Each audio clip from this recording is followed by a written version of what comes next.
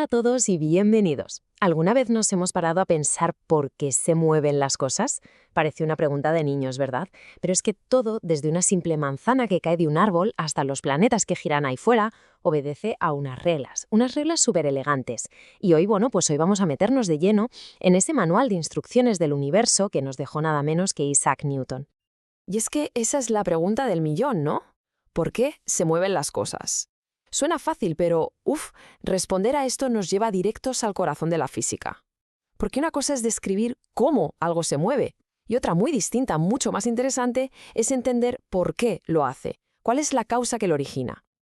A ver, para que nos entendamos, en física hay como dos equipos. Por un lado está la cinemática, que se centra en el cómo. O sea, a qué velocidad va algo, qué camino sigue, ese tipo de cosas. Pero luego está la dinámica, que va a la raíz del asunto, al por qué. Y es justo ahí, en la dinámica, donde nos vamos a meter de cabeza hoy. Vale, pues vamos al lío. Vamos a hablar de las 3 leyes de Newton. Y ojo, esto no es un tema de clase sin más. Hay que pensar en ellas como los cimientos de toda la mecánica clásica. Son, literalmente, las reglas del juego que explican por qué todo se mueve como se mueve. Empezamos por la primera, claro. Y es que esta es la base de todo. Si entendemos bien esta, el resto viene casi solo. Esta es la famosa ley de la inercia. A mí me gusta llamarla la ley del vago del universo, porque básicamente dice que las cosas son, perezosas. Tienden a seguir haciendo lo que ya están haciendo. ¿Que algo está quieto? Pues se queda quieto. ¿Que algo se está moviendo? Pues sigue moviéndose, en línea recta y a la misma velocidad, a no ser que venga algo de fuera, una fuerza, a molestar y obligarle a cambiar. Mirad, un ejemplo súper claro. Un libro encima de una mesa. Ese libro no va a salir volando de repente, ni se va a poner a bailar, ¿verdad? Se queda ahí. Necesita que algo o alguien lo empuje, una fuerza, para que deje de estar quieto. Pues eso es la inercia, pura y dura. Muy bien, ya sabemos qué pasa cuando no hay fuerzas, gracias a la inercia, pero ¿y si sí que hay una fuerza? Pues de eso va precisamente la segunda ley. Y aquí, de verdad, está la magia de todo esto. Porque es en este punto donde la física deja de ser solo descriptiva y se convierte en predictiva. La ley no se queda en un, vale, el movimiento cambia. No, nos da la fórmula, la herramienta exacta para calcular cuánto va a cambiar. Conecta la causa, que es la fuerza, con el efecto, que es la aceleración. Es brutal. Y todo se resume en esta fórmula, seguro que os suena. F igual a m por a. Fuerza es igual a masa por aceleración. Parece simple, pero su poder es inmenso. Pensemos un segundo. Si empujas más fuerte, ¿consigues más aceleración? Lógico. Y si empujas con la misma fuerza dos cosas, una con más masa y otra con menos, pues la que tiene más masa acelera menos. Es que es de sentido común, pero Newton lo puso en una ecuación perfecta. Claro, aquí lo vemos perfectamente. Empujar un coche no es lo mismo que empujar una bici, ¿a que no? El coche tiene muchísima más masa, o sea, mucha más inercia, se resiste más a empezar a moverse. Por eso, para que acelere lo mismo que una bici, hace falta aplicar una fuerza, muchísimo mayor. Y llegamos a la tercera y última ley. Y esta es una preciosidad porque nos habla de la naturaleza misma de las fuerzas, de cómo funcionan de verdad. La cosa es que, según esta ley, las fuerzas son como los calcetines. Siempre van en parejas, nunca hay una fuerza sola. Si yo empujo una pared, la pared me está empujando a mí, exactamente con la misma fuerza, pero en sentido contrario. Es un toma y daca constante, una interacción. Y el ejemplo más espectacular que se pueda ocurrir es este. Un cohete despegando. Es pura acción y reacción. El cohete empuja los gases con una fuerza brutal hacia abajo, esa es la acción. Y los gases, como respuesta, empujan al cohete con la misma fuerza hacia arriba, la reacción. Y así es como se llega al espacio. Vale, ya tenemos las reglas del juego. Ahora vamos a conocer un poco mejor a los jugadores, a los protagonistas de todo este tinglado. La masa, la fuerza y el momento.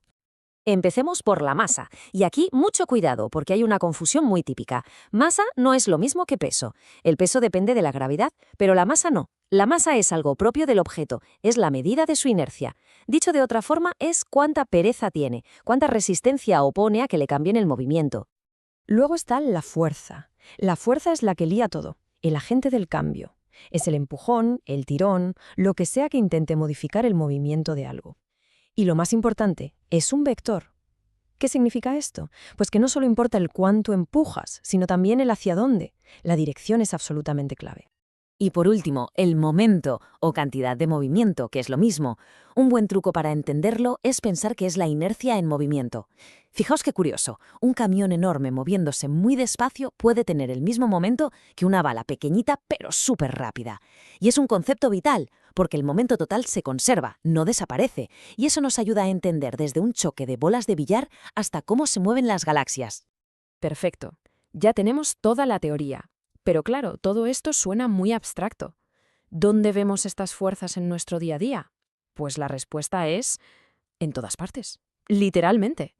Pensemos, por ejemplo, en el rozamiento, esa fuerza invisible que siempre se opone a que las cosas se muevan. Hay dos tipos. El estático es el que nos fastidia cuando intentamos mover un armario, esa resistencia inicial. Y el dinámico es el que notamos una vez que ya lo estamos arrastrando. Y ojo, que el rozamiento es un héroe silencioso, ¿eh? Sin él no podríamos ni caminar. Y luego están otras fuerzas, como la elástica, la de los muelles, vaya. Cuando estiramos o aplastamos un muelle, él siempre quiere volver a su sitio, ¿no? Pues esa fuerza que hace para volver es la fuerza elástica. Y gracias a ella tenemos desde camas elásticas hasta los amortiguadores del coche, que nos salvan de los baches. Hemos visto el rozamiento, la fuerza de un muelle, la de un empujón. Pero si tiramos del hilo, ¿de dónde sale todo esto? ¿Cuál es el origen último de todas estas fuerzas? Bueno, pues agarraos, porque aquí es donde la cosa se pone de verdad interesante. Pues resulta que, por increíble que parezca, todo el universo funciona con solo 4 fuerzas fundamentales. ¡4! La gravedad, que es la que nos mantiene con los pies en la Tierra, la electromagnética, que es la responsable de casi todo lo que vemos y tocamos, y luego 2 que viven dentro de los átomos, la nuclear fuerte y la nuclear débil. Y aquí es donde explota la cabeza. ¿Recordamos el rozamiento del sofá? ¿La fuerza del muelle? ¿La fuerza de nuestras propias manos? Pues todo eso, si pudiéramos hacer un zoom increíblemente potente, veríamos que no son más que manifestaciones de la fuerza electromagnética. Todas ellas, toda esa variedad de fuerzas que sentimos cada día, en el fondo son solo una de esas 4. Es una simplificación alucinante de la realidad. Así que las leyes de Newton fueron como el primer gran mapa del universo.